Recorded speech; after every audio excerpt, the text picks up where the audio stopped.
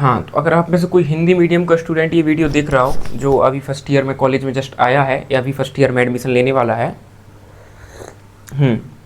तो आपके लिए एक स्पेशली सिर्फ आप हिंदी मीडियम वालों के लिए ये चीज़ बता रहा हूँ कि 90% चांस है कि सिर्फ आपकी इंग्लिश में कमज़ोर होने की वजह से ही आप लोगों का कुछ भी नहीं होने वाला। एंड मैं आपकी डिसरिस्पेक्ट नहीं कर रहा हूँ, आपकी कोई निंदा नहीं कर रहा हूँ, बट ये रियलिटी है। बताता हूँ कैसे। क्योंकि जैसे हम थोड़ा सा एक एग्जांपल ले लेते हैं, अगर आप कोई भी यूनिवर्सिटी का एग्ज़ाम लिखते हैं, जैसे मैं स्पेशली आरजीपी यूनिवर्सिटी से थोड़ा एफिलिएटेड हूँ तो उसकी ज़्यादा मुझे नॉलेज है। तो आपको उसमें 32 पेज मिलते हैं एक कॉपी में, जिसमें आपको एक एवरेज स्कोर करने के लिए भी 27 से 28 पेज तक भरने होते हैं कॉपी में। एंड ट्रस्ट मी, आपको जो मार्क्स मिलते हैं वो आप क्या लिखते हैं, भले ही आप स्टीफन हॉकिंग आइंस्टीन की थ्योरी लिख रहे हैं या न्यूटन की फिजिक्स लिख रहे हैं, उस पर डिपेंड नहीं करता। डिपेंड करता है आपकी राइटिंग पे, आपकी प्रेजेंटेशन स्किल्स पे, एंड आपने कितने पेजेस भरे हैं। लिटरली उधर जो एग्जामिनर बैठा होता है उसको पैसे मिलते हैं कॉपी के हिसाब से, मतलब जो चेकियर होता है, चेक करता है, उसको पर कॉपी के हिसाब से पैसे मिलते हैं। जो यूनिवर्सिटी में बैठा होता है तो उसको मतलब नहीं है कि आप कॉपी में क्या लिखते हैं, उसको मतलब है आप कैसे लिखते हैं एंड कितने पेजेस लिखते हैं। तो आपको 27 से 28 पेज लिखने होते हैं इंग्लिश में। एंड एक जो एवरेज इंग्लिश मीडियम वाला स्टूडेंट है उसकी भी लगभग 20-22 पेज के बाद हालत ख़राब होने लगती है चीज़ों को खींचने में। एक इंग्लिश मीडियम वाले स्टूडेंट को क्या फ़ायदा होता है कि अगर सिर्फ उसको 2 पॉइंट पता हैं, एक ये पॉइंट एक ये पॉइंट, तो वो अगर उसको इंग्लिश आती है तो वो लिखेगा now therefore this can be written as, now we can say that, and this that therefore. ऐसे कुछ शब्द होते हैं जो उसको इतने अच्छे से आते हैं इंग्लिश मीडियम के स्टूडेंट को कि वो ये 2 पॉइंट का आराम से, जहाँ सिर्फ 2 पॉइंट से 2 लाइन बनती हैं, वो आराम से इसकी 15 लाइन तक खींच सकता है, 10 से 15 लाइन। तो ये होती है पेज भरने की ट्रिक। एंड एक हिंदी मीडियम का स्टूडेंट होता है, अगर उसने आधी लाइन रट ली या एक लाइन रट ली तो वो 1 का 1.5 कर पाना भी उसके लिए मुश्किल हो जाता है। लिखते भले ही इसमें बकवास ही है, लेकिन मैटर क्या करता है, लाइन भरना। अगर हमको मार्क्स चाहिए हैं तो हमको पेज भरना ही पड़ेगा। ऐसे में जो कुछ इंग्लिश मीडियम के स्टूडेंट्स हैं जिनने इंग्लिश के नाम पे सिर्फ नाम का ही इंग्लिश मीडियम था, एंड जो हिंदी मीडियम के स्टूडेंट्स हैं जिनने सिर्फ एक पार्टिकुलर सब्जेक्ट इंग्लिश में पढ़ा है, वो भी उनने रट के पास किया है कि noun is the name of this this Ram, and जो भी पढ़ के आपने किया है, उससे आपका वो है इंजीनियरिंग कॉलेज में या जिस भी कॉलेज में आप आते हैं आपको बहुत ज़्यादा दिक्कत होने वाली है। सेकंड चीज़, कॉलेज में आते ही सेकंड चीज़ क्या होती है कि कॉलेज में आते ही हमको बहुत सारे नए स्पोर्ट्स इवेंट्स, नई नई चीज़ें पता चलती हैं। लोग प्रेजेंटेशन दे रहे होते हैं, स्लाइड बना रहे होते हैं, एंड काफ़ी लोग जैसे डिबेट्स कर रहे होते हैं। डिबेट तो इन सब चीज़ों के लिए बहुत फ्लुएंट इंग्लिश लगती है। एंड हमको सिर्फ इंग्लिश में अपना नाम बोलना भी दिक्कत हो जाता है। हमको इंग्लिश में सिर्फ क्या आता है, माई नेम इज़ राम, बस। What is your name, my name is Ram. इससे ज़्यादा इंग्लिश हमको नहीं आती है। तो स्पेशली हिंदी मीडियम वाले बच्चे इस वीडियो को बहुत सीरियस लें। आप जब अपना फर्स्ट सेमेस्टर पढ़ रहे होते हैं, लगभग 6 महीने, पहले 6 महीने जो होते हैं, 6 मंथ, तभी आपके पास टाइम होता है कि आप अपनी इंग्लिश में कुछ इम्प्रूवमेंट कर पाएँ। क्योंकि अगर आप सोचेंगे कि ये तो 4 साल में होता रहेगा, तो वो फिर समय कभी नहीं आता लौट के। और दिक्कतें तो मैं बता ही देता हूँ कि क्लास में भी हमको थोड़ा झेलना पड़ता है, एंड टीचर अगर कुछ डिक्टेट कर देता है तो फिर हमको समझ नहीं आएगा क्या हो रहा है। इसके अलावा जैसे कोई चीज़ हमको बहुत डिटेल में पढ़नी है, उसके लिए आपको कॉलेज में चीज़ें अवेलेबल, मतलब टीचर आपको उतना डिटेल में नहीं पढ़ाएगा हो सकता है चीज़ें, एंड आपको वो यूट्यूब पर कॉलेज या इंजीनियरिंग लेवल की उतनी डीप चीज़ें मिलती नहीं हैं। आपको पढ़ना है किताब से। अगेन पूरा सिलेबस हमारा होता है इंग्लिश में। आपके साथ फिर वही होगा कि आपसे भले ही मैथमेटिकल चीज़ें बन जाएँ, डायग्राम्स बन जाएँ, एंड थोड़ी बहुत चीज़ें समझ आ जाएँ, बट थ्योरी है जो इंग्लिश की वो समझ नहीं आएगी। तो इधर से फिर से हमको बहुत ज़्यादा दिक्कत हो जाएगी। एंड बिलीव मी, जब मैं फर्स्ट ईयर में आया था तो मैं भी अपना इंग्लिश में अपने नाम के अलावा कुछ नहीं बोल पाता था, but now I can speak much fluently then that time. तो मैंने कैसे सीखी वो भी मैं आपको बताने वाला हूँ, क्योंकि 1-1.5 साल में मेरी इंग्लिश काफ़ी अच्छी इंप्रूव हो गई। लेकिन उससे पहले मैं बताने वाला था कि, और जैसे जब मैं फर्स्ट ईयर में आया था तो मेरे जो साथ वाले बच्चे थे, लिटरली बता रहा हूँ भाई, हिंदी मीडियम का बच्चा था, उसने टीचर से पूछा था कि सर TO2 एंड TWO2 इन दोनों में फ़र्क क्या है, एंड इनको कब कैसे यूज़ करते हैं। तो आप इंग्लिश का लेवल समझ सकते हैं कि कई हिंदी मीडियम वाले बच्चे हैं जिनकी 12th में अच्छी परसेंटेज है, बट उनको इंग्लिश में इतनी बेसिक चीज़ों में डाउट है, तो उनको आगे बहुत दिक्कत आने वाली है। बट उन्होंने चीज़ों को इग्नोर किया। मैथ्स में वो बहुत होशियार थे, डायग्राम्स में होशियार थे, न्यूमेरिकल करने में होशियार थे, एंड जो इलेक्ट्रॉनिक्स के सब्जेक्ट है वो सब अच्छे से कर लेते थे, डेरिवेशन कर लेते थे।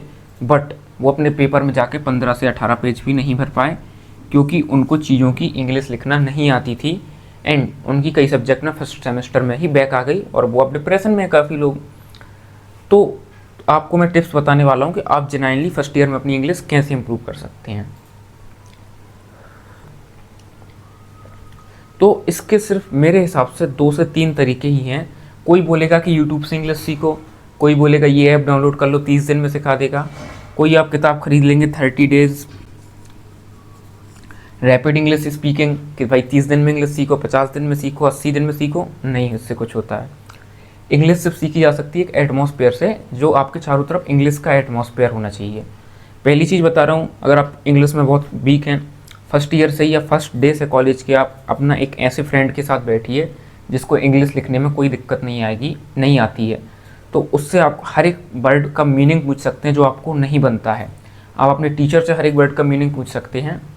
सेकेंड थिंग, जब भी आप आज जैसे कॉलेज से घर जा रहे हैं, तो भले ही आप जैसे 5 से 8 पेज का आपने 5 से 8 पेज की नोट्स बनाए किसी भी चीज़ के, फिजिक्स के बनाए, केमिस्ट्री के बनाए, मैथ के बनाए और मैकेनिक्स के बनाए, किसी भी चीज़ के, आपको घर जाते ही वो नोट्स पढ़ने हैं, एंड उसमें एक एक शब्द का मतलब जो आपको समझ कॉलेज में नहीं आया, वो आता भी नहीं है, वो आपको गूगल से या अदर सोर्स से उसका हिंदी मीनिंग रेड पेन से उधर के उधर ही लिख देना है, या कोई पेंसिल से।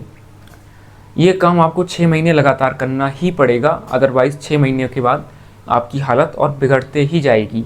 हालत बिगड़ने का दूसरा कारण कि आपके जो दोस्तों को इंग्लिश आती है, उनका इंटरेक्शन होगा, जो मतलब मिलाप होगा, वो अपने लेवल के स्टूडेंट्स के साथ होगा, एंड आपके साथ कॉलेज में जनरली होता है, आप माने या ना माने, आप बोलें।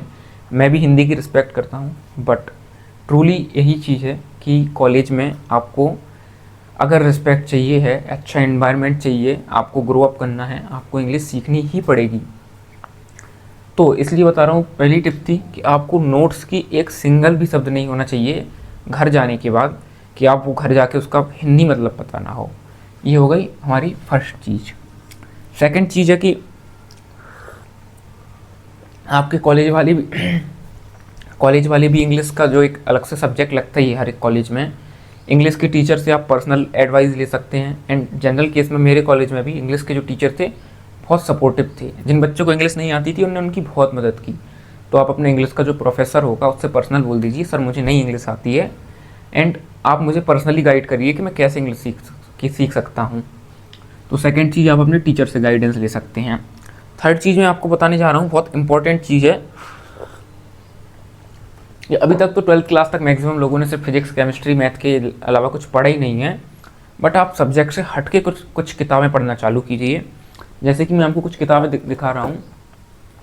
कई लोग होते हैं, जैसे हमारी ये किताब हो गई, ये बुक हो गई atomic habits, how to win friends and influence people, and ऐसी कई सारी किताबें हैं। ऐसी मेरे पास तो लगभग दर्जनों किताबें आ चुकी इस टाइम पे। तो ये किताब क्या होती है, जैसे किताब है एटॉमिक हैबिट्स, तो आप ऐसी कोई भी एक किताब ले लीजिए, ज़्यादा से ज़्यादा 200-250 रुपये की आती है, एंड कोशिश करिए इस किताब को पढ़ने की, एंड इसका एक एक शब्द आपको, जिस भी चीज़ की मतलब समझ नहीं आ रहा है उसको गूगल से आप सर्च करिए, किताब के ऊपर लिखिए। एक किताब हो सकता है आपको पढ़ने में 1 महीना लग जाए, अगर आप डेडिकेशन के साथ पढ़ते हैं तो 1 महीने में फिनिश कर पाएंगे। देन आप दूसरी किताब थोड़ा जल्दी कर लेंगे, एंड तीसरी किताब, ऐसे आप अगर 2-3 किताब पढ़ते हैं, पहला फ़ायदा आपकी इंग्लिश बहुत ज़्यादा इंप्रूव होगी। सेकंड चीज़, ये बुक्स ही बहुत ज़्यादा काम आते हैं आपकी पर्सनैलिटी डेवलप करने में।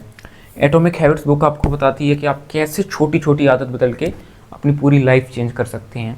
सेकंड बुक मेरे पास है जैसे how to win friends and influence people, कि भाई अपने दोस्तों के साथ कैसे घुल मिल के रह सकते हैं, नए दोस्त कैसे बना सकते हैं, इन लोगों पर अपना प्रभाव कैसे डाल सकते हैं, एक स्ट्रॉन्ग पर्सनैलिटी कैसे डेवलप कर सकते हैं। ये बुक है, बहुत फेमस है। और भी ऐसी कई बुक हैं, रिच डैड पुअर डैड हो गई, कि भाई गरीब और अमीर में अंतर क्या है, एंड आपको मनी कैसे मैनेज करनी है। तो ये बुक आपको वो भी सिखाती जाएंगी, साथ के साथ इंग्लिश सिखाती जाएंगी। बट अगर आप कोई अलग से इंग्लिश पढ़ने के लिए ही किताब लेते हैं तो वो इतनी बोरिंग हो जाती है कि वो आपको किताब से इंग्लिश नहीं सिखा सकती है।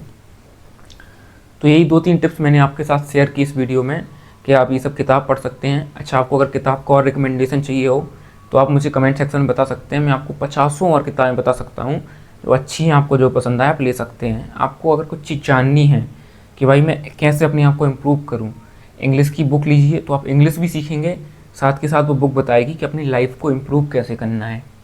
तो इसको आपको दोनों बेनिफिट हैं, एक तीर से दो निशाने।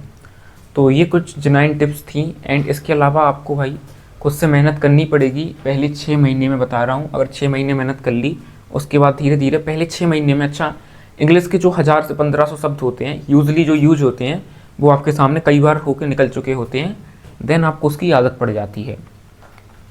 तो देन आपको उससे फिर कोई दिक्कत नहीं आती। अच्छा, मैं एक और इंसिडेंट थोड़ा सा बताता हूँ। जिस बच्चे ने मुझसे ये पूछा था 2 and 2 वाला, मुझसे नहीं टीचर से, वो मेरा दोस्त ही है। एंड ये मतलब इतना बेसिक उसको नहीं आता था। मेरे पास कुछ बुक्स थी, मैंने उसको दी, 4-5 बुक्स उसने पढ़ी। एंड अब वो शायद रेगुलर है, ऐसा कोई दिन नहीं जाता जिस दिन वो बुक ना पढ़ता हो, क्योंकि बुक पढ़ने को उसकी आदत पड़ गई है। एंड उसकी पर्सनैलिटी इतनी अच्छी हो गई इस टाइम पे, वो कोई डिबेट्स वगैरह में भी अब पार्टिसिपेट वो करने लगा है। तो ये आप देख सकते हैं कि कितना इम्प्रूवमेंट हुआ है इन सब चीज़ों से। और इसके अलावा भाई आपको थोड़ा सा डर ख़त्म करना है कि टीचर से पूछने में हेजिटेट करते हैं कि मेरी बेइज्जती होगी तो क्या हो जाएगा इन सब चीज़ों में। तो देखो, बेइज्जती तो आप, जब कोई इज्जत ही नहीं है तो बेइज्जती का तो सवाल ही नहीं आता। तो आपको फर्स्ट ईयर में अपनी इज्जत की बिल्कुल चिंता नहीं करनी है। आपको बिल्कुल बेझिझक डाउट पूछना है टीचर से, अगर आपको समझ नहीं आ रहा है। थोड़ी वो बेइज्जती कर भी ले तो भी ठीक है।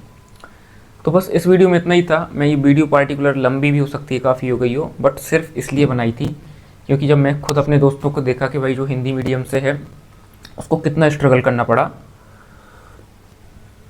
तो और जो और नए बच्चे आ रहे हैं मैं नहीं चाहता हूँ कि उनको इतना स्ट्रगल करना पड़े। तो पहले 6 महीने हैं, फर्स्ट सेमेस्टर है, समझ जाइए। एक बार आप इंग्लिश अच्छे से सीख लेते हैं, आपको इंटरव्यू के लिए बहुत आसानी हो जाएगी, पब्लिक स्पीकिंग के लिए आसानी हो जाएगी, पास होने के लिए आसानी हो जाएगी, दोस्तों से इंटरेक्शन करने के लिए आसानी हो जाएगी, एंड बहुत सारी चीज़ें हैं। तो बस आज की वीडियो में इतना ही था। अगर आपने वीडियो एंड तक देखी है तो आपका बहुत बहुत धन्यवाद। वैसे ही वीडियो सिर्फ आप लोगों के लिए थी, स्पेशली हिंदी मीडियम स्टूडेंट्स के लिए।